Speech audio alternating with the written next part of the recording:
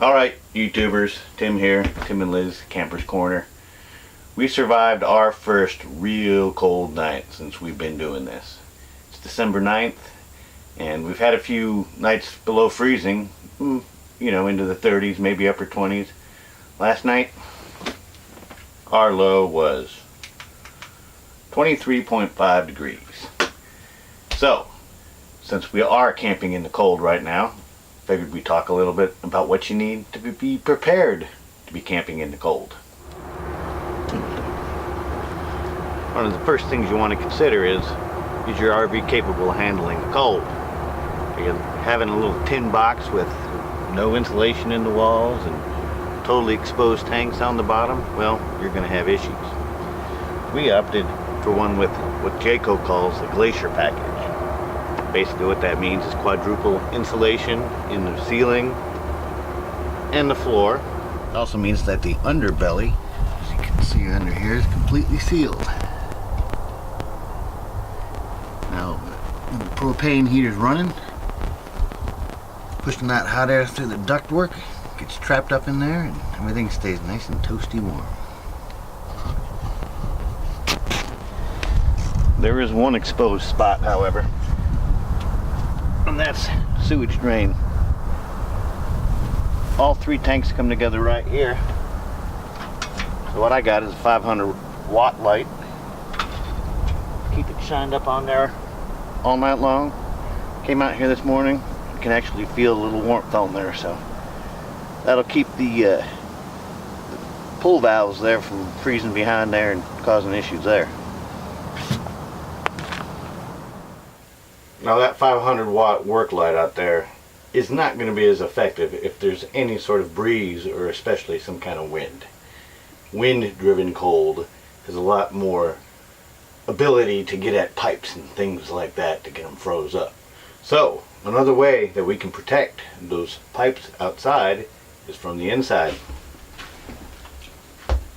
Good old pink RV antifreeze. I've dumped my black tank. And before I put anything in there,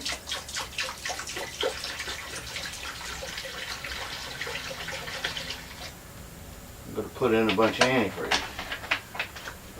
Now that's going to go straight, since the tank's empty, straight to the dump valve out there.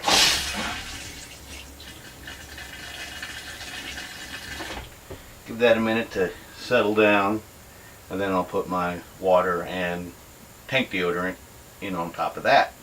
You can do the same for the gray tanks as well.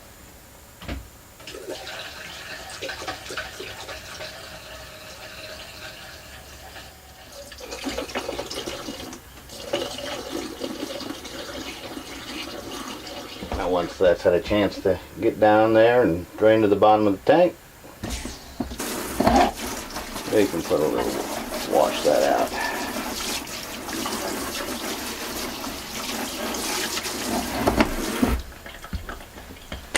There you go.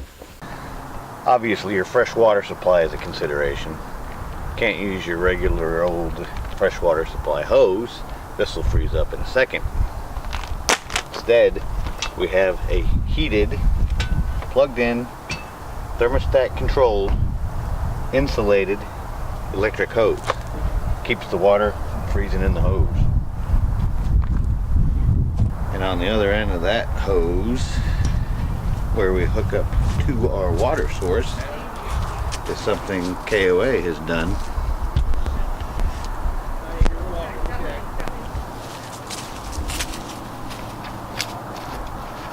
Plastic bucket, work light, stays nice and toasty warm around the water supply.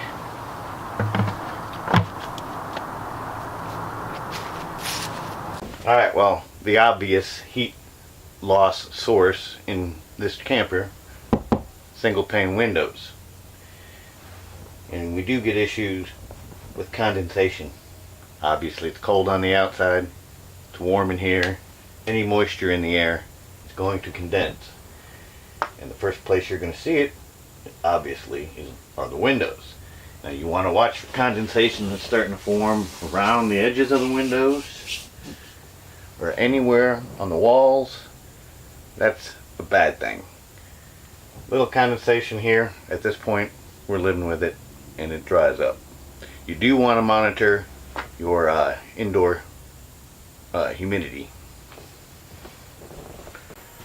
One major heat loss source, obviously, is this flimsy little plastic vent cover here. We're going to go a little more drastic. You can get these pillows, insulated aluminum on one side. Just that easy. The other thing I like to do is I can run my water heater on either electric, propane, or both. I run it on propane because the more heat we have generating out there with the flame, the better it is to keep everything out there and in here warm. Propane. You can see I'm running off two 20-pound propane tanks, and right here is the auto switchover valve. Now you can see the arrow is pointing to this tank here, and you can see the little red flag is up in the window.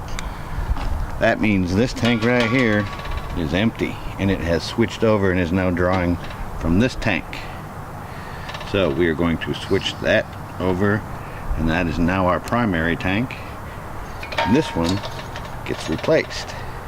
Alright, and the best thing to get you through a cold snap is the sun. We're in the mid-40s today. A little breezy, but it's about 75 degrees in that camper right now. I'm almost fixing to open the windows. Now if you can get a good sunny spot, you're golden. But obviously you still got to get through the nights. Anyway, that's what we do so far to get through the cold. Thanks for watching. Please subscribe to my YouTube channel, and I hope to see more and more of you. Whatever. Alright, let's try that again. Please, if you haven't already, subscribe to my channel, and if you click the little bell thing, you'll get updates when I put new videos up, and I plan on doing this a little bit more often. So thanks again for watching, and we'll catch you next time.